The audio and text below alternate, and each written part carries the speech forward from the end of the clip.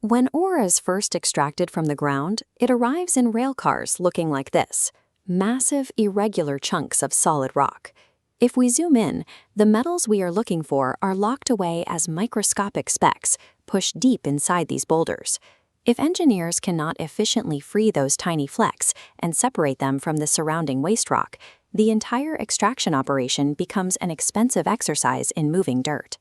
To solve this, a discipline called mineral processing combines brutal mechanical force with delicate microscopic chemistry.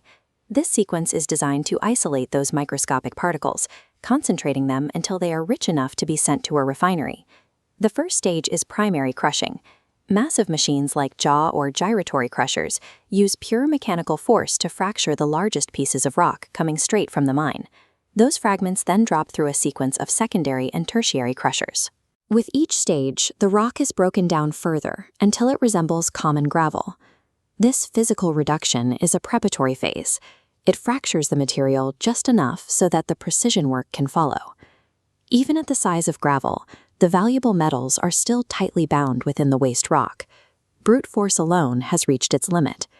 To physically liberate the minerals, the crushed gravel must be reduced to a fine powder in a stage called grinding. This typically happens inside ball mills, giant rotating cylinders filled with steel balls that tumble and smash the ore into progressively finer particles. Some facilities use sag mills, which use larger pieces of the ore itself to help crush the material, reducing the amount of steel the mine has to consume. This graph shows why the resulting particle size is so critical. If the powder is too coarse, as shown on the left, the valuable metal remains physically locked inside the waste and cannot be recovered. On the other end of the scale, grinding the rock too finely makes the subsequent separation difficult and causes energy consumption to spike. Grinding is the single most energy-intensive stage in the entire mineral processing chain. Finding the exact point where these two lines intersect is a primary focus for the plant's engineers, as it dictates the profitability of the entire mine. Once the rock is a fine powder, it is mixed with water to create a fluid slurry. This allows the transition from mechanical physics to chemistry. This sets up flotation, the industry's most common separation technique, used for sulfide minerals like copper and zinc.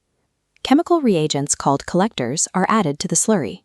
They coat the valuable mineral particles, changing their surface chemistry so they naturally repel water. Next, air is injected along with frother reagents to create stable bubbles. Because the treated minerals now repel water, they seek out and cling to the surface of these rising air bubbles. As those bubbles rise, they form a thick, metallic froth on the surface. The mineral-laden bubbles are skimmed off, while the worthless rock sinks to the bottom. If flotation isn't suitable, engineers can use gravity for dense metals like gold, magnets for iron ore, or acidic leaching to dissolve metals directly out of the rock. In most modern plants, however, it is the specific chemistry of a mineral's surface that allows a simple air bubble to carry the weight of the metal to the top.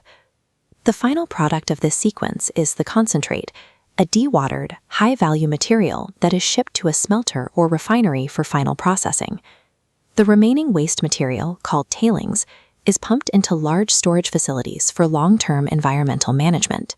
To maintain efficiency, process control systems continuously monitor the plant, adjusting reagent dosing and particle sizes in real time to maximize the mineral yield. The efficiency of these processing stages is what allows a mine to generate value from rock that would otherwise be worthless. In the next episode, we will return to the active extraction zones to examine the safety frameworks and hazard management systems used to protect workers in these extreme environments.